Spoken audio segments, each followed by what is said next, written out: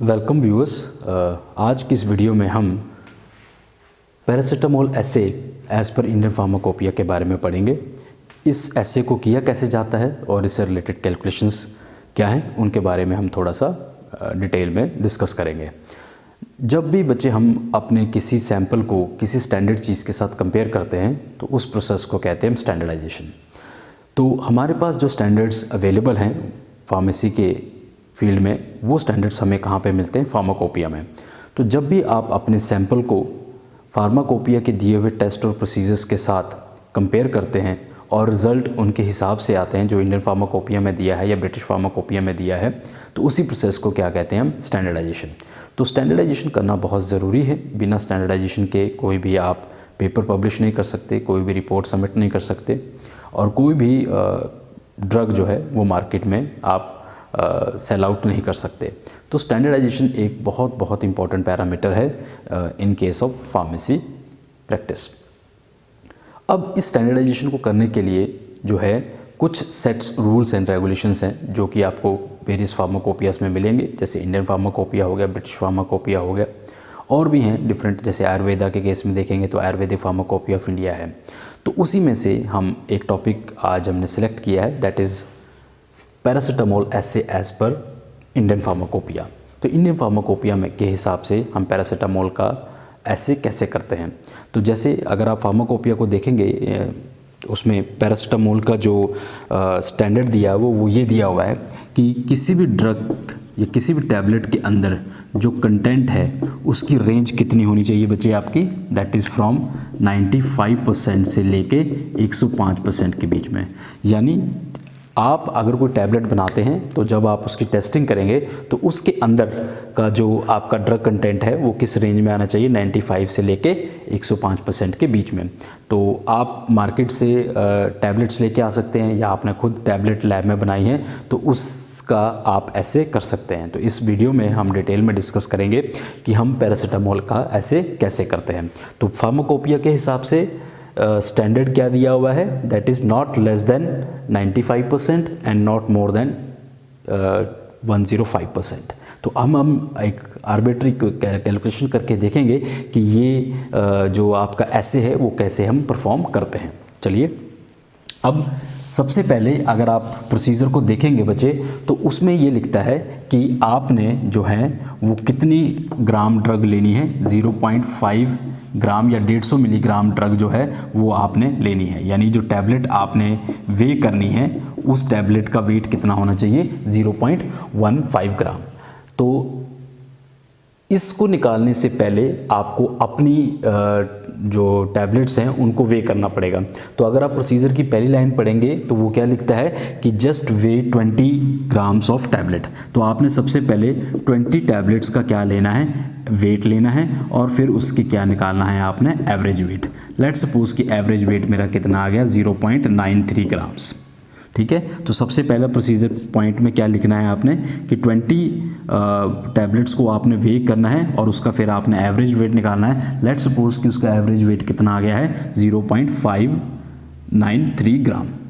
अब दूसरी लाइन अगर आप पढ़ेंगे तो उसमें ये लिखता है कि आपने जो आपकी 20 टैबलेट्स का वेट एवरेज आया है उसमें से सिर्फ आपने कितना लेना है? 0.15 ग्राम।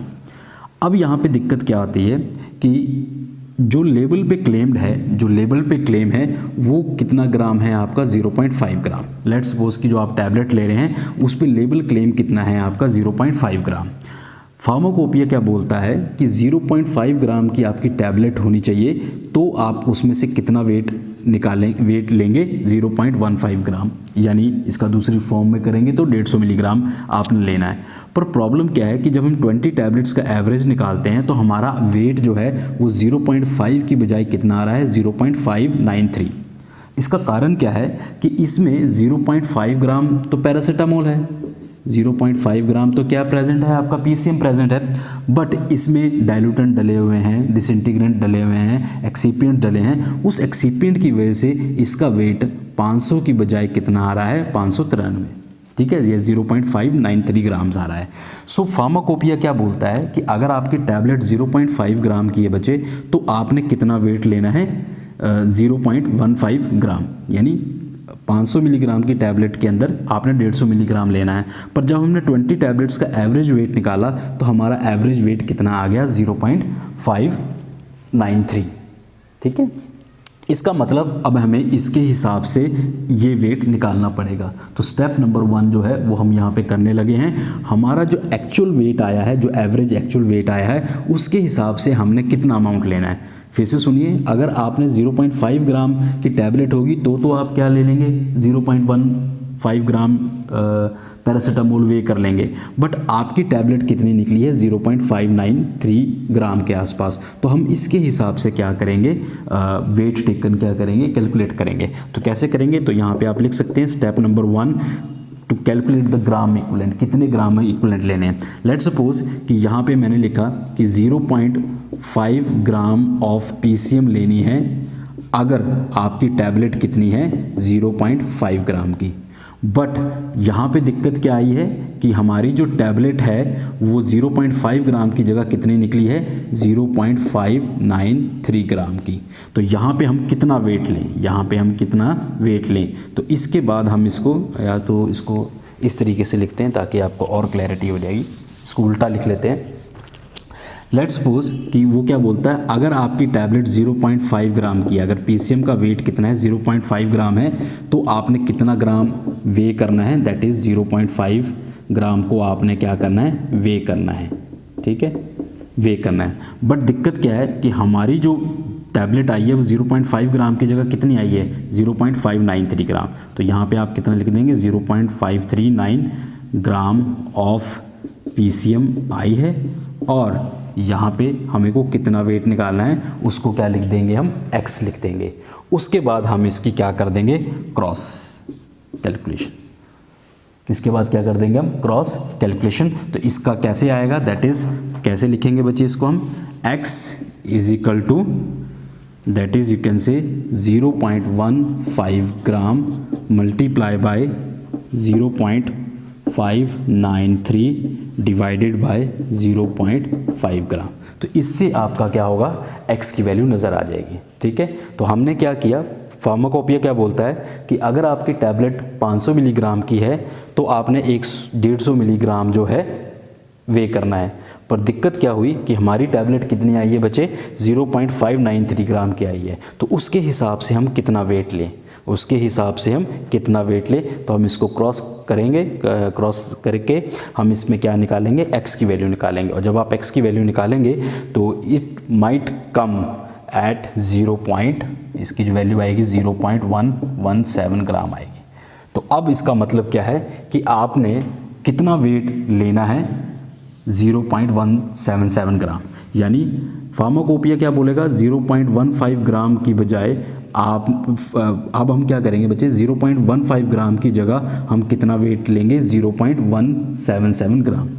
तो फार्माकोपिया ने बिल्कुल क्लियर किया है कि 0.5 ग्राम की अगर टैबलेट है तो आप कितना लेंगे 0.15 ग्राम वेट लेंगे। पर हमारी जो एवरेज वेट आया है वो कितना आया है 0.593। तो उसके हिसाब से हम कैलकुलेट करेंगे। अब हम जो वेट टेकन करेंगे, जो हम वेट लेंगे प्रैक्टिकल में, वो 0.15 की बजाय क्या लेंगे 0.177 ग्राम। ठीक है, सो पहला स्टेप आई थिंक आपको क्लियर हो गया होगा। इसमें जो है आप इक्विवेलेंट ग्राम हम निकालते हैं। कई बार क्या है कि किसी बच्चों की टैबलेट का वेट अलग आएगा, किसी का 0.62 आ जाएगा, किसी का 0.52 आ जाएगा, है ना। तो अलग अलग एवरेज वेट कई बार आते हैं, पर हमने एवरेज वेट के हिसाब से वेट टेकन निकाल लेना है। तो हमारा जो वेट टेकन आया है दैट इज़ 0.177 ग्राम। सो ये आपका फर्स्ट स्टेप। 20 टैबलेट्स का एवरेज वेट लिया और वो एवरेज वेट हमारे पास कितना आ गया 0.593 ग्राम। उसके हिसाब से हमने क्या निकाला, इसका इक्विवेलेंट वेट निकाला, और जो वेट टेकन आया वो हमारा कितना आ गया 0.177 ग्राम।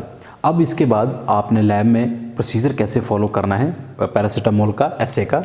तो सबसे पहले आप क्या करेंगे, 20 टैबलेट्स जो आपने ली हैं उनको आप पाउडर कर देंगे, और पाउडर करने के बाद आप उस पाउडर में से सिर्फ इतना ग्राम वे कर लेंगे, दैट इज़ 0.177 ग्राम, या इसको मिलीग्राम में देखिए तो 177 मिलीग्राम आपने ड्रग लेनी है। तो आपने ये 0.177 ग्राम ड्रग जो है वो आपने वॉल्यूमेट्रिक में डालनी है, और उस वॉल्यूमेट्रिक का साइज़ कितना होना चाहिए बच्चे आपका 200 ml। तो आपने 3 वॉल्यूमेट्रिक फ्लास्क लेनी है, एक आपने 200 ml की, 2 आपने कितनी लेनी है 100 ml की।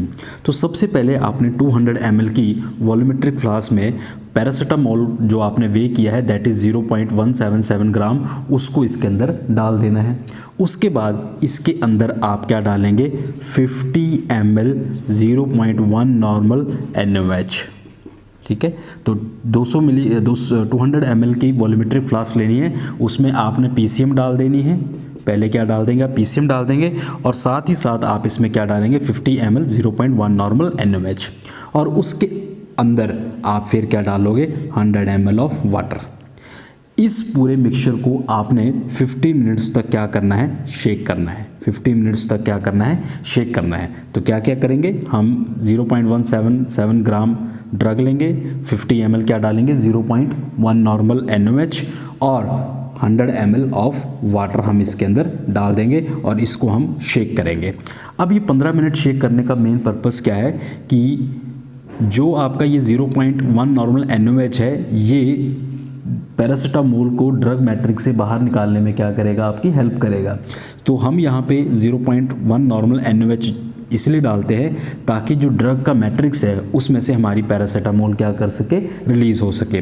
15 मिनट के बाद आपने इसका वॉल्यूम QS करना है, पूरे का पूरा वॉल्यूम QS करना है अप टू 200 ml। कितने तक करना है आपने 200 ml तक करना है।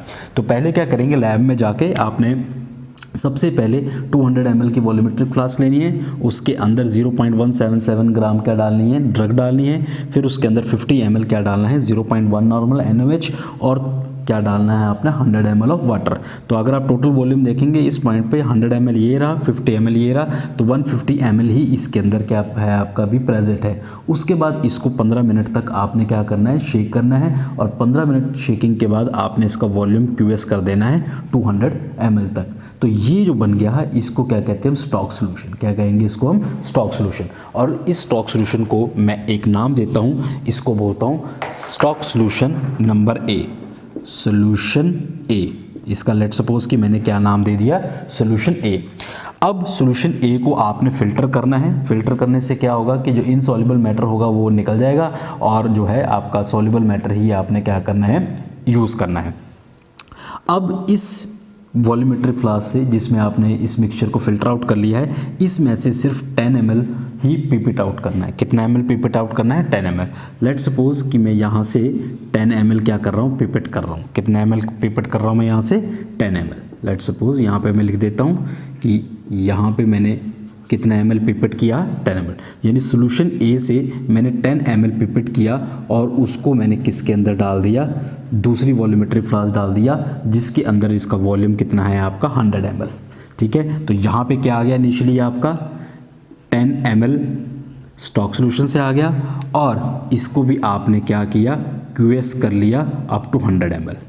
कितने तक कर लिया आपने 100 ml।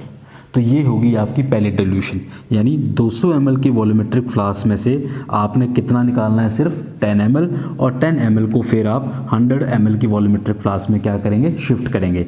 यहाँ पे 10 ml जो आपने यहाँ से निकाला है उसके अंदर आप 100 ml और क्या डाल देंगे वाटर डाल देंगे। क्लियर हो गया। सो ये क्या होगी आपकी फर्स्ट डिल्यूशन। ये क्या होगी आपकी फर्स्ट डिल्यूशन। उसके बाद क्या करना है, यहाँ से भी आप क्या करेंगे, यहाँ पे पिपेट बना देता हूँ, यहाँ से अगेन आप कितना ml निकालेंगे 10 ml। यहाँ से कितना निकालेंगे अगेन 10 ml, और इसको फिर से किसके अंदर इंट्रोड्यूस कर देंगे तीसरी वॉल्यूमेट्रिक फ्लास्क में, जिसकी कैपेसिटी क्या है बच्चे आपकी 100 ml। तो यहाँ पे क्या आएगा आपका 10 ml जो आपका इस स्टॉक से आया है, और इसके अंदर आपने और क्या डालना है दैट इज़ यहीं पे आप डालेंगे 10 ml ऑफ 0.1 नॉर्मल NaOH। क्या डालेंगे 0.1 नॉर्मल NaOH।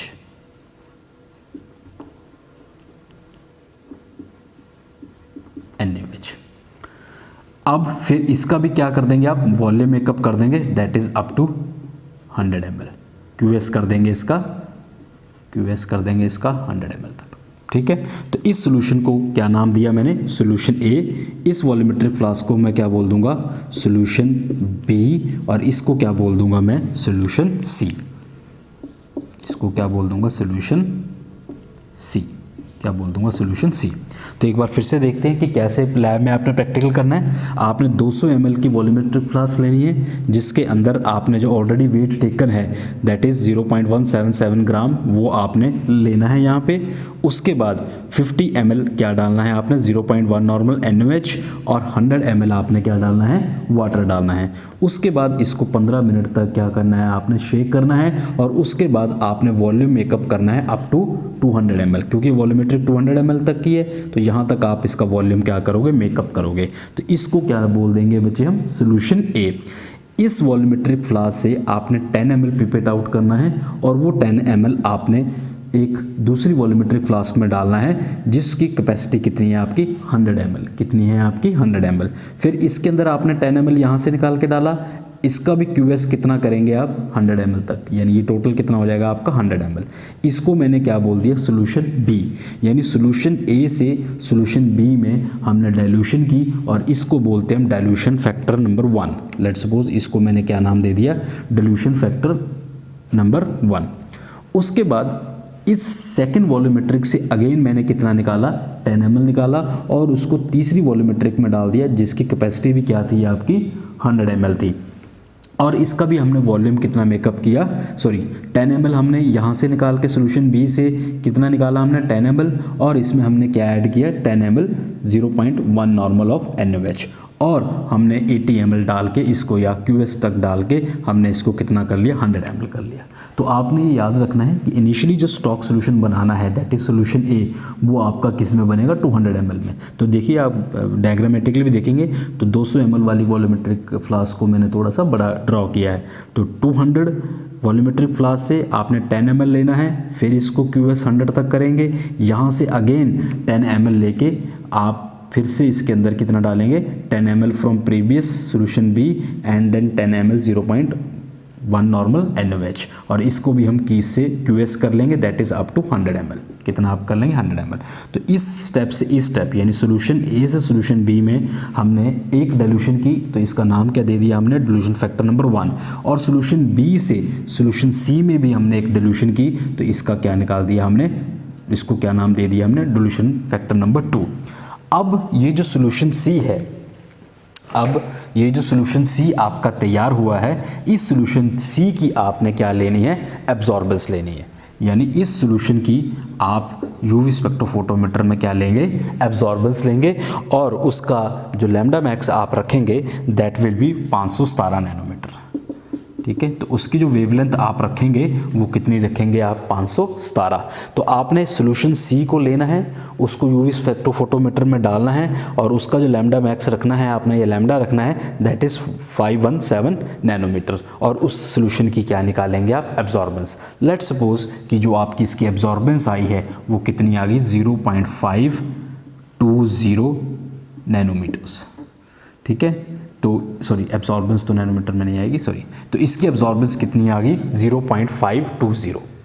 ठीक है, क्लियर हो गया। सो हमने प्रोसीजर कैसे फॉलो करना है, सबसे पहले हम स्टॉक सॉल्यूशन बनाएंगे दैट इज सॉल्यूशन ए, फिर उसमें से 10 ml निकाल के हम क्या बनाएंगे, सॉल्यूशन बी, फिर इसमें से 10 ml निकाल के हम क्या निकालेंगे, सॉल्यूशन सी। सॉल्यूशन सी में आपने एडिशनली 10 ml क्या डालना है, 0.1 नॉर्मल NaOH। फिर इस सॉल्यूशन सी की आप एब्जॉर्बेंस लेंगे, तो वहाँ पे कौन सा वेवलेंथ सेट करेंगे, दैट इज़ 517 नैनोमीटर, और इसकी लेट सपोज एब्जॉर्बेंस आ जाएगी, वो कितनी आ जाएगी, 0.520। अब आपने ये चीज़ नोट करनी है बच्चे, यहाँ पे हम लेटर ऑन भी इसको डिस्कस करेंगे। यहाँ पे जो एब्जॉर्बेंस ली है वो सॉल्यूशन सी की ली है, और सॉल्यूशन सी की जो वॉल्यूमेट्रिक है वो 100 ml की है, बट हमारा जो स्टॉक सॉल्यूशन है वो कितने का है, 200 ml का। तो इस पार्ट में हमने यही समझना है कि स्टॉक सॉल्यूशन जो बनाया है वो हमने 200 ml का बनाया है, पर जो हमने एब्जॉर्बेंस रिकॉर्ड की है, एब्जॉर्बेंस रिकॉर्ड जो की है उस सॉल्यूशन का वॉल्यूम कितना है आपका, 100 ml।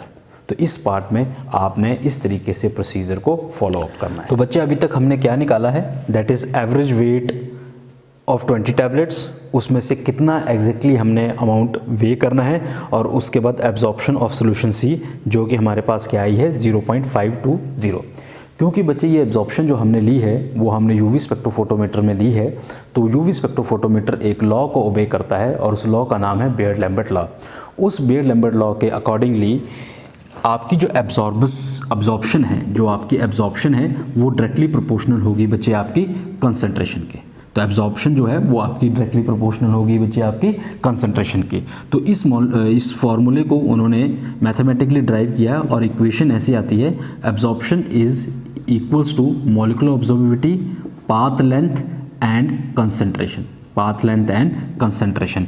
इस लॉ को हम क्या कहते हैं, बियर्ड-लैम्बर्ट लॉ। अब ये बियर्ड-लैम्बर्ट लॉ एक पर्टिकुलर केस के अंदर ही डायरेक्टली प्रोपोर्शनल में आता है, यानी absorption is directly proportional to concentration तभी होगी जब एब्जॉर्प्शन की रीडिंग्स जो होंगी वो कितने से बीच में होगी, 0.2 से लेके 0.8 के बीच में। ठीक है, तो अगर कोई भी रीडिंग आपकी 0.2 से लेके 0.8 के बीच में लाई करती है, इट मीन्स कि वो बियर्ड-लैम्बर्ट लॉ को क्या करेंगी, ओबे करेंगी। इसके बाद अगर मान लो आपकी एब्जॉर्प्शन 1 आ जाती है, 1.2 आ जाती है, तो वो बियर्ड-लैम्बर्ट लॉ को फॉलो नहीं करती है, क्योंकि इसके अंदर क्या आ जाती है, डेविएशन आ जाती है। कई बार पॉजिटिव डेविएशन आ जाती है, कई बार क्या आ जाती है आपकी नेगेटिव डेविएशन है। तो ये जो लीनियर रिलेशनशिप है, यानी absorption is directly proportional to the concentration, ये तब तक ही लीनियर रहेगा जब तक एब्जॉर्प्शन किसकी रेंज के बीच में आएगी, 0.2 से लेके 0.8 के बीच में आपकी एब्जॉर्प्शन आएगी।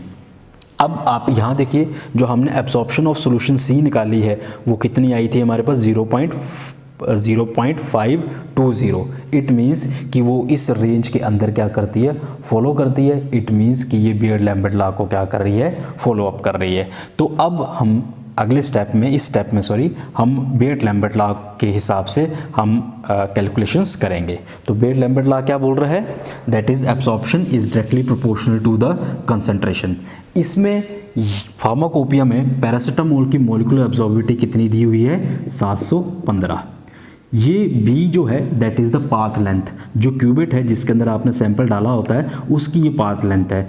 तो क्योंकि वो क्यूबिट का साइज़ सेम रहता है, रेफरेंस और सैंपल दोनों के क्यूबिट का साइज़ क्या रहता है आपका, सेम रहता है, दैट इज़ 1 सेंटीमीटर। तो हम इसको क्या बना लेते हैं, कांस्टेंट बना लेते हैं। तो इस इक्वेशन को अगर आप देखें तो यहाँ पे क्या बनेगा आपका, एब्जॉर्प्शन दैट इज़ जो हमने निकाली है वो हम डालेंगे वैल्यू, फिर मॉलिक्यूलर ऑब्जर्वेबिलिटी कितनी हो जाएगी, 715, 1 आपकी पाथ लेंथ है, और यहाँ पे क्या आएगी आपकी कंसंट्रेशन।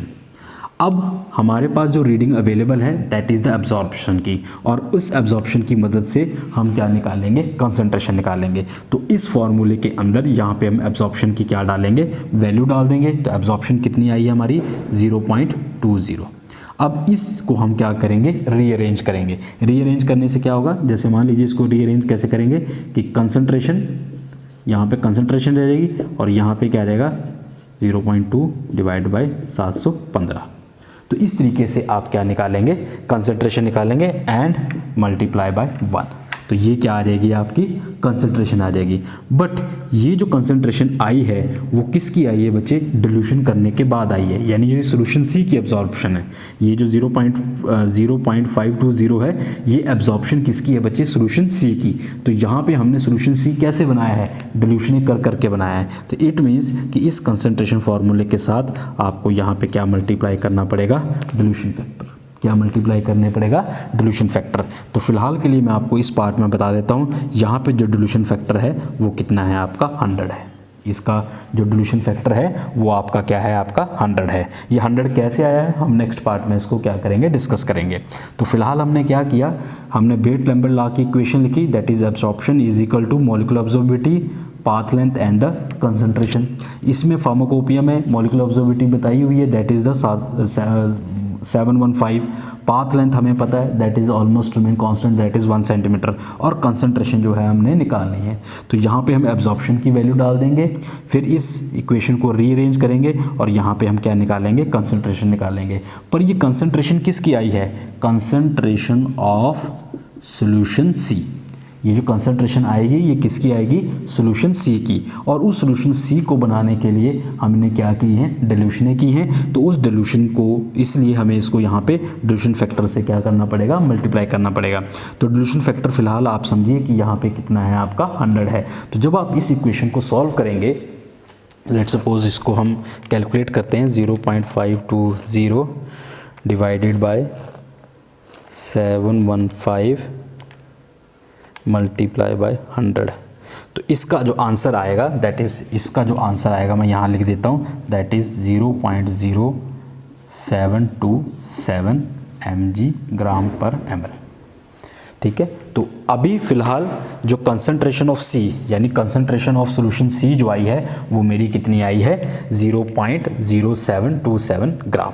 तो यहाँ पे मैं लिख लेता हूँ, that is concentration of solution C comes out to be 0.0727 ग्राम। तो अभी तक हमारे पास क्या आ गया, एवरेज वेट आ गया, उसके हिसाब से वेट टेकन आ गया, फिर प्रोसीजर से हमने सॉल्यूशन C बनाया, उसकी एब्जॉर्प्शन आ गई, और इसी सॉल्यूशन की क्या हमें मिल गई, कंसंट्रेशन। तो हमारे पास कंसंट्रेशन कितनी होगी, 0.727 ग्राम। नेक्स्ट पार्ट में हम डिस्कस करेंगे कि ये डिल्यूशन फैक्टर 100 कैसे निकला। इस पार्ट में बच्चे हम डिस्कस करेंगे कि हम डिल्यूशन फैक्टर कैसे निकालते हैं। तो आप ब्लैक बोर्ड की तरफ देखेंगे तो डिल्यूशन फैक्टर का जो फॉर्मूला है that is full volume divided by the initial volume. और इस इनिशियल वॉल्यूम, फुल वॉल्यूम को हम कैसे निकालते हैं, full volume is equal to initial volume plus the diluted volume. एक बार फिर से देखिए, डिल्यूशन फैक्टर का जो फार्मूला है वो क्या है आपका, full volume divided by the initial volume. और फुल वॉल्यूम कैसे निकालते हैं, initial volume plus the diluted volume. अब इसको एग्जैक्टली कैसे कैलकुलेट करते हैं हम उसके बारे में देखते हैं। हमने यहाँ पे सॉल्यूशन ए बनाया, फिर हमने सॉल्यूशन बी बनाया, और फिर हमने क्या बनाया, सॉल्यूशन सी बनाया। तो यहाँ पे जब ए से बी बना तो उसको बोलते हैं हम डिल्यूशन फैक्टर नंबर 1, और जब हमने बी से सी बनाया तो उसको क्या कहते हैं हम, डिल्यूशन नंबर फैक्टर नंबर 2। अब यहाँ पे देखना है कि वी एफ और वी आई का मतलब क्या है। प्रैक्टिकल के दौरान हमने क्या किया कि इसमें से हमने कितना निकाला, 10 ml। वो 10 ml क्या किया हमने, बी के अंदर डाल दिया। लेट्स सपोज कि यहाँ तक मेरा क्या आ गया, 10 ml। लेट्स सपोज यहाँ तक मेरा क्या आ गया, 10 ml। ये जो 10 ml है इसी को हम क्या बोलते हैं, VI, that is the initial volume. क्या बोलते हैं हम इसको, हम VI। अब QS करने के लिए क्या करते हैं, यहाँ पे हमारे पास वॉल्यूमेट्रिक फ्लास्क में एक मार्क लगा होता है, और हम इसके अंदर क्या डालते हैं, वाटर डालते हैं, QS करते हैं अप टू 100 ml। तो यहाँ से लेके यहाँ तक कितना ml आएगा आपका, 90 ml, क्योंकि टोटल वॉल्यूमेट्री कितने की है ये, 100 ml की। इसमें से यहाँ से हमने 10 ml उठाया था, वो 10 ml को हमने क्या बोल दिया, VI। और जो रेस्ट कितना बच गया, 100 में से 10 माइनस किया तो रेस्ट वॉल्यूम कितना बच गया आपका, 90 ml। इस 90 ml को बोलते हैं हम डाइल्यूटेंट वॉल्यूम। क्या बोलते हैं हम इसको, डाइल्यूटेंट वॉल्यूम। तो आपको समझ आया VI और डाइल्यूटेंट का मतलब क्या है। यानी जब आपने एक वॉल्यूमेट्रिक फ्लास्क से 10 ml निकाला और उसको दूसरी वॉल्यूमेट्रिक फ्लास्क में डाला, क्योंकि यहाँ पे आपने 10 ml ऑलरेडी डाल दिया है तो ऊपर तक मार्क तक आपका कितना डलेगा, 90 ml। तो जो यहाँ से यहाँ तक आपने डाला है 10 ml, उसको क्या बोलते हैं हम, V इनिशियल या इनिशियल वॉल्यूम। और जो उसके बाद QS करके आपने 90 ml डाला है और टोटल आपने इसको कितना बनाया, 100 बनाया है, इस 90 ml को क्या बोलेंगे हम, डाइल्यूटेंट वॉल्यूम। तो यहाँ पे देखिए VI की वैल्यू कितनी आ जाएगी, यहाँ पे V की वैल्यू कितनी आ जाएगी, 10, प्लस यहाँ पे डाइल्यूटेंट की वैल्यू कितनी आ जाएगी, 90। डाइल्यूटेंट की वैल्यू कितनी आ जाएगी आपकी, 90। अब हम इसके अंदर VF कितना आ गया हमारे पास, 100। तो दोनों को ऐड करोगे तो यहाँ पे कितना आ जाएगा आपका, 100। तो यहाँ पे VF की वैल्यू कितनी होगी बच्चे आपकी, 100। लेट्स सपोज कि यहाँ पे मैंने क्या किया है, 100। यहाँ पे मैंने क्या लिख दिया, 100। VI इनिशियल कितना लिया था हमने, 10 ml। VI इनिशियल कितना लिया था हमने, 10 ml। तो यहाँ पे VI की वैल्यू डालोगे तो यहाँ पे क्या आ जाएगा आपका, 10 ml। क्लियर हो गया। तो इसमें से 0 के 0 कट जाएगा, तो पहला डिल्यूशन कितना हो गया, 10 टाइम्स। डिल्यूशन कितनी होगी आपकी, 10 टाइम्स। सिमिलरली यहाँ से भी हमने कितना निकाला था, 10 ml निकाला था, और यहाँ पे हमने लेट सपोज कि क्या डाल दिया, 10 ml। यहाँ पे क्या डाल दिया हमने, 10 ml। 10 ml मेरा क्या हो गया, VI। प्लस इसमें ऑलरेडी हमने क्या डाला था, थोड़ा सा 10 ml क्या डाला था हमने, NaOH। 10 ml हमने क्या डाला था, 0.1 नॉर्मल NaOH। तो इसका जो QS वॉल्यूम है, इसका जो QS वॉल्यूम है, इसका भी जो QS वॉल्यूम है वो कितना हो जाएगा आपका 80 ml। इसका जो QS वॉल्यूम होगा वो कितना हो जाएगा आपका 80 ml। तो यहाँ पे VF फुल वॉल्यूम कितना होगा, 10 ml जो इनिशियल वॉल्यूम है, 10 ml ही NaOH का वॉल्यूम है, 10 ml ही किसका वैल्यू है, वॉल्यूम NaOH का, और जो डाइल्यूटेड वॉल्यूम है वो कितना है आपका 80। तो यहाँ पे क्या आ जाएगा, V इनिशियल कितना हो जाएगा आपका, दैट इज 10 + 10 + 10 + 80। तो ये भी क्या आएगा आपका 100। फिर हम इसको इसी फार्मूले में निकालेंगे। तो यहाँ पे भी कितनी टाइम्स डिल्यूशन हो जाएगी बच्चे आपकी, 10 टाइम्स। यहाँ पे भी कितनी टाइम्स डिल्यूशन हो जाएगी, 10 टाइम। तो आपने 2 डिल्यूशन की तो टोटल डिल्यूशन कितनी होगी, यहाँ पे भी 10 टाइम्स, यहाँ पे भी 10 टाइम्स, दोनों ही क्या हैं आपके 10 टाइम्स। तो डिल्यूशन कितनी हो जाएगी आपकी 100 टाइम्स। क्लियर है। तो आपको लग गया पता कि लग गया होगा आपको पता कि किस तरह से हम डिल्यूशन फैक्टर निकालते हैं। तो डिल्यूशन फैक्टर निकालने का बड़ा सिंपल फार्मूला बच्चे, फुल वॉल्यूम का मतलब क्या है, initial volume plus the diluent volume. Initial volume मतलब कि कितना आपने पिछली वाली फ्लास्क से निकाल के इसमें डाला, फिर इसका फुल वॉल्यूम बनाने के लिए कितना चाहिए था आपको, 90 ml। तो 10 + 90 दैट इज़ द 100 ml। उसके बाद निकालने के बाद हम इसको डिल्यूशन फैक्टर में निकालते हैं। डिल्यूशन फैक्टर का फार्मूला क्या है, V full volume divided by the initial volume. तो टोटल वॉल्यूम कितना बना आपका 100 और निकाला कितना आपने 10। तो इस तरीके से आप क्या निकालते हैं, डिल्यूशन फैक्टर निकालते हैं। ये तो हो गया आपका dilution factor as per your pharmacopoeia के प्रोसीजर के हिसाब से। हम डिफरेंट एग्जांपल लेके भी डिल्यूशन फैक्टर्स निकाल सकते हैं। लेट्स सपोज कि हम एक अलग से एग्जांपल लेते हैं। लेट्स सपोज इसी को मैं रब कर देता हूँ, इनको मैं रब कर देता हूँ।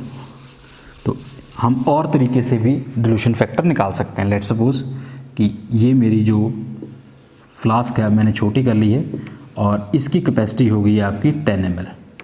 इसकी कैपेसिटी कितनी हो गई है, 10 ml। ठीक है। तो मैं फिर से इसको लिख देता हूँ। हम और एग्जांपल्स से समझते हैं कि डिल्यूशन फैक्टर कैसे निकाल सकते हैं हम।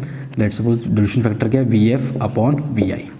अब टोटल जो है वो आपकी कितनी है, 10 ml है। टोटल कितनी है आपकी, 10 ml है। अब इसमें से आपने निकाल लिया 2 ml, यानी सोल्यूशन A से मैंने कितना निकाला, 2 ml। तो यहाँ तक मेरा क्या आ गया, 2 ml। यहाँ तक मेरा क्या आ गया, 2 ml। अब मेरा बचा हुआ QS वॉल्यूम कितना या डाइल्यूटेंट वॉल्यूम कितना रह जाएगा, दैट इज़ ओनली 8 ml। कितना रह जाएगा आपका, 8 ml, क्योंकि 2 ml तो मैंने यहाँ से उठाया है। अब इसका डिल्यूशन फैक्टर कैसे निकलेगा बच्चे, VF कितना होगा, V इनिशियल कितना है 2 ml प्लस यहाँ पे वॉल्यूम डाइल्यूटेंट कितना लिया है 8, तो टोटल कितना हो गया आपका 10। तो यहाँ पे क्या आ जाएगा 10 और इनिशियल वॉल्यूम कितना है आपका 2। इनिशियल वॉल्यूम कितना है आपका 2, तो इसको करेंगे तो कितना आ जाएगा 5। तो इट मीन्स यहाँ से यहाँ तक कितने टाइम डिल्यूशन कर लिया, इसको 5 टाइम्स डिल्यूट कर लिया। हम और भी एग्जांपल इसमें देख सकते हैं। लेट्स सपोज कि यहाँ पे मैंने 100 ml की मेरी क्या है, ये वॉल्यूमेट्रिक फ्लास्क है और यहाँ पे मैंने कितना निकाला, 20 ml। कितना निकाला, 20 ml, और यहाँ पे डाल दिया मैंने वॉल्यूमेट्रिक फ्लास्क में। तो इसमें मेरा वॉल्यूम कितना आया, ये कितना हो गया मेरा, VI कितना हो गया बच्चे आपका 20 ml, और QS वॉल्यूम यानी कितना बचा हुआ वॉल्यूम हो गया मेरा 80 ml। कितना डालेंगे मैंने इसमें, रेस्ट ऑफ द वॉल्यूम मेरा कितना हो जाएगा, that will be the 80 ml। तो यहाँ पे फॉर्मूला क्या आएगा, V इनिशियल कितना है बच्चे आपका 20 ml और डाइल्यूटेंट वॉल्यूम कितना है आपका 80। तो अगेन यहाँ पे फुल वॉल्यूम मैंने कितना ले लिया, यहाँ पे 100, और यहाँ पे जो आपका V इनिशियल है कि इनिशियली मैंने कितना उठाया, दैट इज़ 20 ml। तो यहाँ पे मैं क्या डाल दूँगा, 20 ml। तो जब मैंने इसको किया तो ये कितना आ गया, दैट इज़ 5 टाइम्स क्या किया है, इसकी डिल्यूशन की है।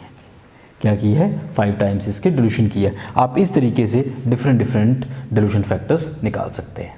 अब नेक्स्ट पार्ट में हम देखेंगे कि इस कंसंट्रेशन, जो सॉल्यूशन कंसंट्रेशन ऑफ C जो निकाली हमने, उसको हम आगे फर्दर कैसे कैलकुलेशंस में यूज़। अब बच्चे हम कंसंट्रेशन ऑफ C जो आई है हमारी कितनी आई थी, 0.0727 ग्राम। तो यहाँ पे हम कैसे लिखेंगे, the concentration of solution C comes out to be 0.0727 gram per ml।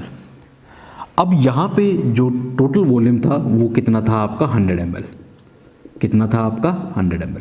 अगर आप सॉल्यूशन C को देखेंगे तो वो वॉल्यूमेट्रिक फ्लास्क कितने की थी, 100 ml की, पर हमारा जो स्टॉक सॉल्यूशन था यानी सॉल्यूशन A वो कितने का था आपका 200 ml का। तो यहाँ पे हमने क्या निकालनी है, कंसंट्रेशन ऑफ सॉल्यूशन A जो कि क्या थी मेरी 200 ml। तो 100 ml की जो कंसंट्रेशन है वो आई आपकी 0.2727। अब 200 ml में कितनी होगी तो उसको निकालेंगे, let's suppose this is y। तो हमारे पास जो आया है that is the concentration of solution C, but इसका जो वॉल्यूम था वो था आपका 100 ml। कितना था आपका 100 ml। तो ये जो कंसंट्रेशन आई है वो 100 ml के हिसाब से आई है, बट हमारा जो स्टॉक सॉल्यूशन था यानी सॉल्यूशन A था वो कितना था आपका 200 ml। तो 200 ml में कंसंट्रेशन कितनी होगी वो उसकी वैल्यू को निकालने के लिए हम यहाँ पे डाल देते हैं लेट्स सपोज y। तो अगेन यहाँ पे हम कैलकुलेशन करेंगे, क्रॉसिंग करेंगे, तो कैसे आएगा, y is equal to 0.0727 multiply by 200 divided by that is 100 divided by 100। तो जब आप इसको कैलकुलेट करोगे तो यहाँ पे क्या आ जाएगी y की वैल्यू। तो लेट्स सपोज मैं y की वैल्यू कैलकुलेट करता हूँ, 0.0727 इंटू 2, तो मेरा y की वैल्यू क्या आ जाएगी 0.145 ग्राम पर ml। ठीक है, तो ये y किसकी value I, that is concentration of solution A। तो यहाँ पे मैं लिख लेता हूँ ये जैसे concentration of solution A comes to be 0.145 gram per ml। तो अभी तक क्या हुआ बच्चे, weight taken, absorption of solution C। इस एब्जॉर्प्शन की मदद से हमने किसकी कंसंट्रेशन निकाली, concentration of solution C। Concentration से हमने किसकी निकाली, कंसंट्रेशन ऑफ सॉल्यूशन A, यानी C से हमने किसकी कंसंट्रेशन निकाली, A की। तो कैसे निकाली, कंसंट्रेशन ऑफ सॉल्यूशन C इतनी आई थी बच्चे, उसके बाद कंसंट्रेशन ऑफ सॉल्यूशन A जो क्या था आपका 200 ml, उसकी कितनी आएगी, तो यहाँ पे हमने क्या डाल दिया y। तो फॉर्मूले को हमने इक्वेट किया, y is equal to 0.0727 into 200 ml divided by 100 ml। तो जब आप इसको करेंगे तो वैल्यू y की कितनी आ जाएगी 0.145 ग्राम। इस चीज़ को हमने यहाँ पे क्या कर लिया है, रिकॉर्ड कर लिया। अब देखिए बच्चे, हमारे पास क्या आ गई, कंसंट्रेशन ऑफ सॉल्यूशन A। तो कंसंट्रेशन ऑफ सॉल्यूशन A मैं इस तरह से लिख लेता हूँ, let's suppose concentration of solution A कितनी आई मेरी 0.145 ग्राम पर ml। पर इसमें हमने वेट कितना लिया था, वेट हमारा ये था और उसकी कंसंट्रेशन ये आई है। तो यहाँ पे मैं लिख सकता हूँ वेट टेकन, कितना वेट टेकन किया था हमने 0.77 ग्राम, और उसके अंदर इतना हमने वेट लिया था एक्सपेरिमेंट में, दैट इज 0.177 ग्राम, और इसकी कंसंट्रेशन मेरी कितनी आई है 0.145। बट हमारा एवरेज वेट कितना है बच्चे, एवरेज वेट हमारा जो है वो कितना है 0.593 ग्राम। तो यहाँ पे मैं लिख लेता हूँ एवरेज वेट मेरा कितना है एवरेज वेट कितना है 0.593, और इसके अंदर कितनी कंसंट्रेशन आएगी उसको मैंने क्या value they the, let's suppose z। तो वेट हमने कितना लिया था 0.177 ग्राम, उसकी कंसंट्रेशन मेरी कितनी आ गई है 0.145 ग्राम। बट हमारा एवरेज वेट कितना था आपका 0.593 ग्राम। तो यहाँ पे कितनी कंसंट्रेशन आएगी उसको मैंने क्या किया, z की वैल्यू दे दी। अब हम इसको क्या करेंगे, क्रॉस कर देंगे, और यहाँ पे क्या आ जाएगा, z की वैल्यू कैसे आ जाएगी, z की वैल्यू में क्या आएगा 0.145 मल्टीप्लाई बाय 0.593 डिवाइडेड बाय 0. इसको क्रॉस कर लेना है, दैट इज़ 1.7। तो यहाँ पे हम z की वैल्यू क्या करेंगे, कैलकुलेट करेंगे। तो इसको कैलकुलेट कर लेते हैं, 0.145 मल्टीप्लाई बाय 0.593 0.593 डिवाइडेड बाय 0.177। तो इसकी वैल्यू आ गई मेरे पास, z की वैल्यू आ गई मेरे पास 0.485 ग्राम पर ml। क्लियर हो गया। तो अभी तक क्या किया हमने, कंसंट्रेशन ऑफ सॉल्यूशन C निकाली, फिर क्या निकाली हमने, कंसंट्रेशन ऑफ सॉल्यूशन A।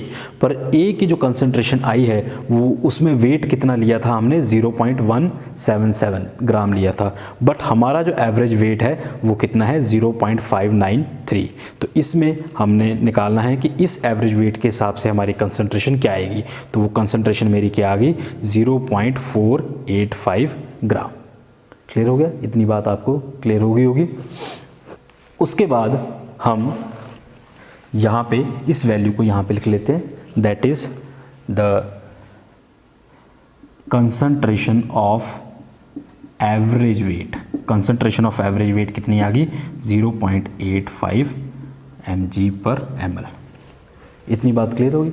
अब हम क्या करेंगे, इसमें हम परसेंटेज यील्ड निकालेंगे। क्या निकालेंगे, परसेंटेज यील्ड। तो परसेंटेज यील्ड निकालने का फॉर्मूला क्या है, बड़ा सिंपल है, दैट इज परसेंटेज यील्ड कैसे निकालते हैं हम, that is practical yield divided by theoretical yield.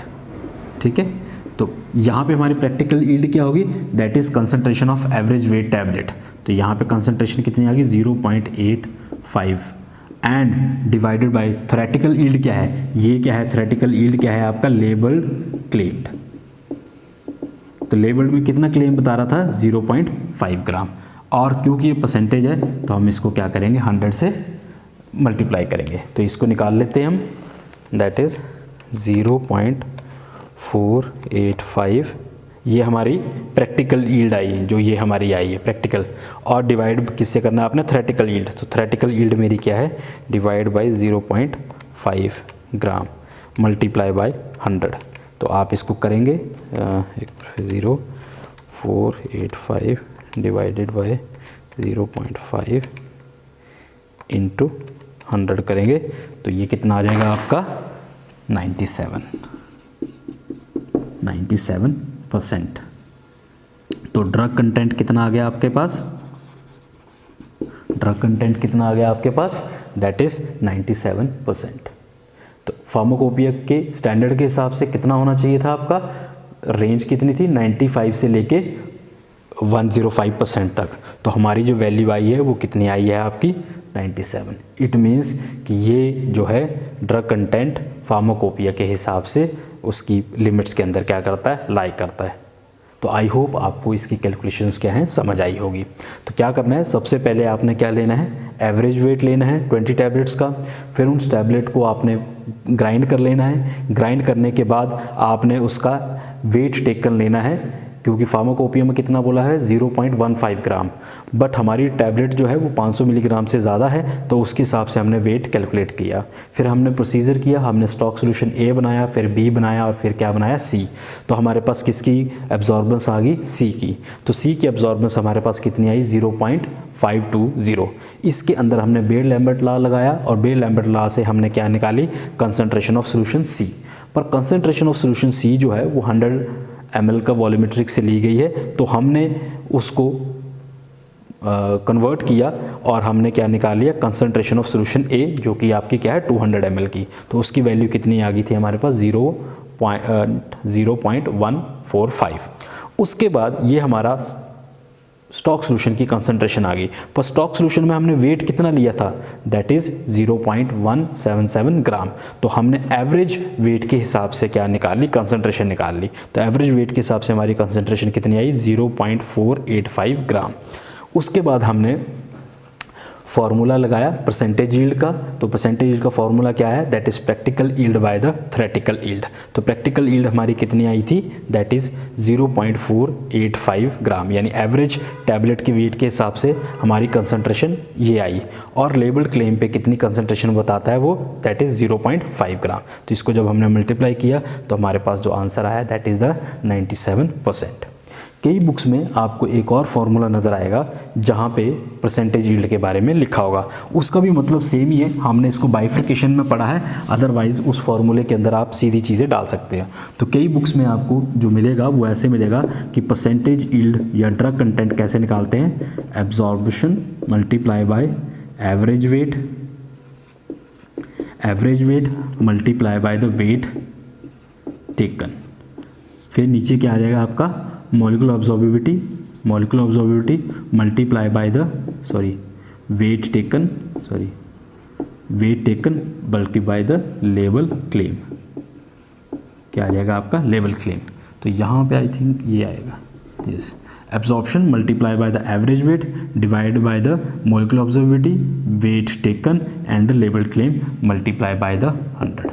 तो इस तरीके से भी आप पैरासीटामोल का एसे के अंदर आप परसेंटेज यील्ड निकाल सकते हो। बट ये थोड़ा सा मेथड टीडियस है, इसमें समझ नहीं आता है कि किस चीज़ को हमने किससे कन्वर्ट करना है। एंड अगेन यहाँ पे एक चीज़ रहेगी, that is our dilution factor. क्या रह गया हमारा यहाँ पे डिल्यूशन फैक्टर। तो इस फार्मूले से भी आप निकाल सकते हो, पर ये फार्मूला बड़ा वेग सा है, इसके अंदर जब आप प्रैक्टिकल करने जाओगे तो इसमें से आपको उतने अच्छे रिजल्ट्स नहीं मिलते हैं। तो इस तरह से आपने बाइफिकेशन से कैलकुलेशंस को करना है। तो सबसे पहले आप एवरेज वेट निकालेंगे, फिर आप क्या निकालेंगे, वेट टेकन निकालेंगे, फिर अब्जॉर्प्शन ऑफ सोल्यूशन सी निकालेंगे, फिर कंसंट्रेशन ऑफ सोल्यूशन सी निकालेंगे, फिर कंसंट्रेशन ऑफ सोल्यूशन ए निकालेंगे, फिर concentration according to the average weight निकालेंगे, फिर उसके बाद आप फार्मूले में डालेंगे, that is percentage yield, that is practical yield upon theoretical yield. I hope you have learned from this video.